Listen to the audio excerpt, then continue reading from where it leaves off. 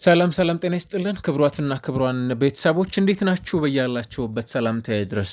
በማንቸስተር ዩናይትድ ከሚጠበቁ የዚህ ውድድር ዓመት አዳዲስ ነገሮች መካከል አንዱ ማንቸስተር ዩናይትድ በአማካይ ቦታ ላይ የኮቢ ሜኖና የኤሊዮት አንደርሰንን ጥምረት ሊያዩ ይችላል ተብለው ከሚጠበቁበት ጉዳዮች መካከል በቀዳሚነት ይነሳል። ታዲያ የእንግሊዝ ብሔራዊ ቡድን አሰልጣኝ ቶማስ ቱዌል እንግሊዝ ከጃፓን ጋር ባከናወኑ ጨዋታ ላይ በርካታ ይህንን ጥምረት የሚመኙ የእግር ኳስ ቤተሰቦች እንዲያዩት የሚያስችል ብዙ ነገሮችን እንድንመለከት ያስቻሉበትን ጨዋታ ተመልክተናል። ታዲያ ከዚህ ጋር በተያያዘ ምን አዳዲስ ነገሮች ይኖሩታል፣ ጨዋታው ላይ ምን አይነት ተጽዕኖ ነበራቸው የሚሉትንም ጉዳዮችም ጭምር እያነሳን እናወራለን። ታዲያ በዚህ ጨዋታ ላይ የቴክኒክ ብቃትና ኳስን የማሰራጨት ጥበብን በተመለከተ ኮቢ ሜኑን እናነሳለን። ኳስን በጠባብ ቦታዎች ላይ የመቆጣጠር እንዲሁ ደግሞ ተጫዋቾችን የማለፍ ፕሬስ ሬሲስተንት ችሎታው ለቡድኑ ሚዛን ወሳኝ እንደሆነ በዚህኛው የእንግሊዝ ብሔራዊ ቡድን ስብስብ ውስጥ ከተመለከትናቸው ተጫዋቾች መካከል አንዱ ነው።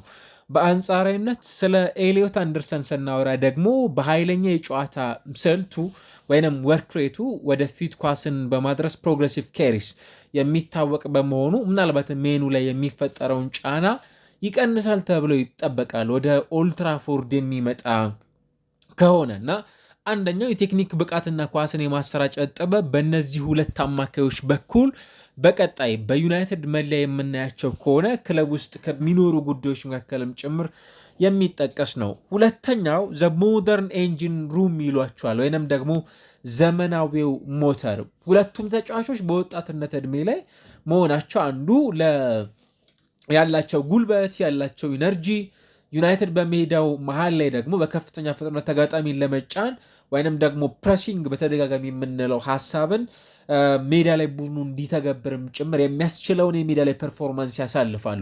በተመሳሳይ ስለ ኤሊዮት አንደርሰን ባነሳን ቁጥር ከኒውካስል እና ከኖቲንጋም ፎረስት ያገኘውን የፕሪሚየር ሊግ ልምድ ለዩናይትድ ደግሞ አዲስ አቅም ሊጨምርለት እንደሚችልም ጭምር ኤክስፔክት የሚደረግበትን አይነት ተጫዋች ደግሞ ወደ ክለቡ ማምጣት የሚችልበትን እድል ያገኛል ማለት ነው። ከዛ ባለፈ በታክቲካዊ ተለዋዋጭነት ማንቸስተር ዩናይትድ በእነዚህ ሁለት አማካዮች እንዲኖረውም ጭምር ያስችለዋል። ለምሳሌ ይህ ጥምረት ዩናይትድ እንደ አስፈላጊነቱ ወደ 4-3-3 አሊያም ደግሞ ወደ 4-2-3-1 ቅርጽ እንዲቀየር የሚያስችለው እንደሆነም ጭምር በደንብ መናገር የሚቻል ይመስለኛል። ለምሳሌ አሁን እንኳን ኮቢ ሜኑ ባለበት ሰዓት ላይ ቡድኑ 4-2-3-1ን በተደጋጋሚ ሲተገብረ እንመለከታለን። አንዳንዴም 4-4-2 አንዳንዴም ደግሞ 4-3-3 የሚጫወትባቸው አማራጮች እንዳሉ እናያለን። ነገር ግን የኤሊዮት አንደርሰን ብቻውን መምጣት ደግሞ ቨርሲቲሊቲውን ስናካተት ቡድኑ በ4-2-3-1 ብቻ ሳይሆን ወደ 4-3-3 የጨዋታ ቅርጽም ጭምር ደግሞ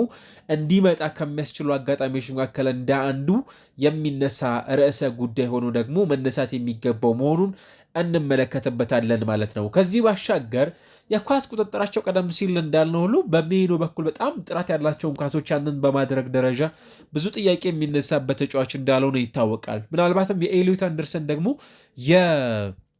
ሜዳ ላይ የወርክሬቱ ብቻ ሳይሆን ሁለገብነቱንም ጭምር ክለቡ እንደ ቡድን በደንብ የተዋቀረ ቡድን መሆን እንዲሆንም ጭምር የሚያስችለው ነው። ታዲያ በዚህ ሂደት ላይ በጣም በርካታ ሀሳቦች ይነሳሉ። ለምሳሌ የክለቡን ሚዛናዊነትን በመጠበቅ ደረጃ ለምሳሌ ሜኑ ጨዋታውን የማረጋገጥ ኃላፊነት እንደሚሰጠው ኤክስፔክት ይደረጋል። አንደርሰን ደግሞ ፍጥነትና ጉልበትን በቡድኑ የአጨዋወት መንገድ ላይ ይጨምራል ተብሎ ይጠበቃል። ከፍተኛ ጫና ወይንም ደግሞ በተጋጣሚዎች ላይ ሃይ ፕሬሲንግ ማድረግ ይችላሉ። ሁለቱም ይህንን የማድረግ የሜዳ ላይ እንቅስቃሴ እንደሚኖራቸውም ጭምር ደግሞ መጠበቅ እንደሚቻል ባለፉት የሜዳ ላይ ቆይታዎቻቸውም ጭምር ደግሞ እንደተመለከትንባቸው ማሳያ መሆናቸውንም ጭምር የተመለከትንባቸው ናቸው። የተከላካይ ክፍሉን በተመለከተ ጫና እንዲቀነስባቸውም ጭምር ደግሞ ያስችላሉ። እነዚህ ሁለት ተጫዋቾች አንደኛው እንደ ትልቅ ነጥብ መረሳት የሌለበት ርዕሰ ጉዳይ ይህ ጥምረት ለተከላካዮች የሚሰጠው እረፍት በጣም ቀላል አይደለም። ወይም ባለፉት ጊዜያቶች የዩናይትድ ተከላካዮች ኳስን አውጥተው የሚሰጡት አማካይ በማጣታቸው ለስህተት ይጋለጡ እንደነበር ይታወሳል። በተለይም ደግሞ ይህንን ወደኋላ መለስ ስንል ካዝሜሮ በጣም ጥሩ ፎርም ላይ ባልተገኘባቸው አጋጣሚዎች ማኑኤል ኡጋርቴ በጣም በተቸገረበት ሰዓት ላይ ኮቢ ሜኖ ይህንን እድል በተደጋጋሚ ማግኘት ባልቻለባቸው አጋጣሚዎች ላይ እንደነ ሃሪ ማጓየር ከዛ ባለፈ የቡድኑ የተከላካይ ስፍራ ተጫዋቾች እንደነ ማቲያስ ዴሊክ፣ ሌኒ ዮሮ፣ ሃይደን ሄቨን ያሉ ተጫዋቾች የዚህ ተጋላጭ እንደነበሩም ጭምር የምናስታውሳቸው ናቸው። ኢቨን ሊዛንድሮ ማርቲኔዝም ጭምር በዚህ ቁጥር ላይ ሳይዘነጋ ማለት ነው እና በተለይም ተከላካዩ ላይ የሚኖረውን ፕሬዠር በመቀነስ ደረጃ በትልቁ ሊነሳ እንደሚችልም ጭምር ደግሞ ማንሳት የሚገባን ርዕሰ ጉዳይ ነው። አንደርሰን በጉልበቱ ተጋጣሚን በማስጨነቅ ተከላካዮች እንዲህ በነፃነት እንዲጫወቱም ጭምር የማድረግ ኃላፊነት እንዳሉት ባለፉት ጊዜያቶች ወደኋላ መለስ ስንል የተመለከትናቸው የሜዳ ላይ ቆይታዎቹ ትልቅ ማሳያ ናቸው። ምናልባትም የነዚህ ሁለት ተጫዋቾች ጥምረት የብሩኖ ፈርናንዴዥ አዲስ ሚና ወይም አንሎኪንግ ብሩኖ ፈርናንዴዥን እንድንመለከት ያስችለናል። ብሩኖ ፈርናንዴዥ ብዙ ጊዜ ወደኋላ እየወረደ እንደምታውቁት በተለይም ይሄኛው የማይክል ካሪክ ቡድን ወደፊት እሱ የሚወደውን አድቫንስ የሆነውን የ10 ቁጥር ቦታ እስከሚሰጠው ድረስ ይበልጥ ለተከላካዮች ቀርቦ የሚጫወት ተጫዋች እንደመሆኑ መጠን ከዚህ ሙሉ ለሙሉ ደግሞ በጸዳ መልኩ እንዲጫወትም ጭምር ደግሞ የሚያስችለው ነው። ለማንቸስተር ዩናይትድ ሌላኛው አማራጭ ትራንዚሽን ፕሌይ እንዲኖረውም ጭምር ያደርገዋል። የሽግግር ወቅት ብቃቶቹንም ጭምር እንዲመለከት። ለዚህ ደግሞ ምንም ጥያቄ የሌለው በድሪብሊንጎቻቸው በጣም ጥራት ያላቸውን ተጫዋቾች ለምሳሌ አማድ፣ ማቲያስ ኩኛ፣ ብሪያን ምቤሞ፣ ራሱ ብሩኖ ፈርናንዴዥ፣ ቤንያሚን ሸሽኮ እዚህ ላይ በጣም የተሻለ ተሳትፎ እንዲኖራቸውም ጭምር ደግሞ የሚያስችሉ የተከላካይ አማካዮች በስብስብ ውስጥ የሚይዝበትን ጥምረት ስናይ አሁን ላይ በዘመናዊ እግር ኳስ ላይ ሞደርን ፉትቦል ሂስትሪ ላይ አንድ ቡድን ከተጋጣሚው ላይ ኳስን ከቀማ በኋላ በፍጥነት ወደ ማጥቃት መሸጋገር ወሳኝነት እንዳለው በደንብ ማንሳት የሚቻል ይመስላል። ይህንን ሲያደርጉ ደግሞ አንደርሰን ኳሱን ከነጠቀ በኋላ ድሪብል በማድረግ ወደፊት የመገስገስ አሊያም ደግሞ ቦል ኬሪንግ የማድረግ ልዩ ብቃት እንዳለውም ጭምር ደግሞ ይታወቃል። ከዛ ባሻገር ቅድም ያነሳናቸው ስፕሊት ፓሶች የሚባሉ በአንድ ንክኪ የሚሰጣቸው ኳሶቹ ደግሞ በጣም ጥራት እንዳላቸው አንዳንዶች እንደሚያነሱትም የፖል ስኮልስን በሆኑ ሞመንቶች የሚያስታውሰን ተጫዋች ነው ደግሞ የሚሉት እንደሆነም ጭምር ይታወቃል። ኮቢ ሜኖ በተመለከተና አንዱም ወደ ኦልትራፎርድ ከመጣ ገና በጣም ታዳጊ በነበረበት ጊዜ ላይ ወደ ዋናው ቡድን ማለት ነው ይህንን አይነት ኳሶች እንዳሉት ይታወቃል። ለምሳሌ አንዳንዶቹ የሚያስቆጠራቸው ጎሎች ኤፍኤ ካፕን ሲያሸንፍ በጣም አስደናቂ የሚባል ጎል አስቆጥሮ እንደነበር ታስታውሳላችሁ። እና ደግሞ ይህንን በቡኑ በኩል ከባለፉት ጥምረቶች ጋር ያለውንም ጭምር ልዩነት የሚያሳይ አዲሱ የማንቸስተር ዩናይትድ ጥምረት ሊሆን እንደሚችልም ጭምር የማሳየት እድል ይኖራል ተብሎ የሚጠበቅበትን እድል ያገኛል። ቴክኒካሊ በጣም የበሰሉ ተጫዋቾችን ቡኑ እንዲዝም ጭምር ደግሞ የሚያስችላቸውን ጥምረት በክለቡ በኩል እንመለከታለን። በሰዓት ውስጥ የሚኖራቸው ተሳትፎም በጣም ላቅ ያለ እንደሚሆንም ጭምር ይጠብቃል። አንደርሰን በአማካይ ክፍል ተነስቶ ወደ ሳጥን ውስጥ በመግባት ጎል የመሞከር አንዳንዶች እንደሚሉት ሌት ረን ኢንቱ ዘ ቦክስ ይሉታል። ይሄ ዘግይተውን ወደ ሳጥን ውስጥ የሚደርሱት ነገር ግን እነዛን ከደረሱ በኋላ ወደ ሳጥን ውስጥ እነዛን ኳሶች በመሞከር እንደሚያልፉም ጭምር ደግሞ እንመለከታቸዋል። የማይፈሩም ወጣቶች ይሏቸዋል በጣም ብዙዎች እንደሚያነሱ። ለምሳሌ የተጫዋቾች ስነልቦናንና የወደፊት ተስፋን በማየት እነዚህ ሁለት ተጫዋቾች ዘ ፊርለስ ጀነሬሽን የማይፈሩ ተጫዋቾች ናቸው። እነዚህ ሁለት ተጫዋቾች የሚያመሳሰላቸው ትልቁ ነገር አይቻልም የሚል መንፈስ የለባቸውም። አንዳንዴ አሰልጣኞቻቸውም ደግሞ ለዚህ በጣም ትልቁን ሚና ይወጣሉ ተብሎ ይጠበቃል። ለምሳሌ ቅድም ያነሳነው ኮቢ ሜኖ በሊቨርፑል እና በማንቸስተር ሲቲ ጨዋታዎች ላይ ያሳየው መረጋጋት የሚገርም እንደነበር ወደኋላ መለስ ስንል እንመለከታለን።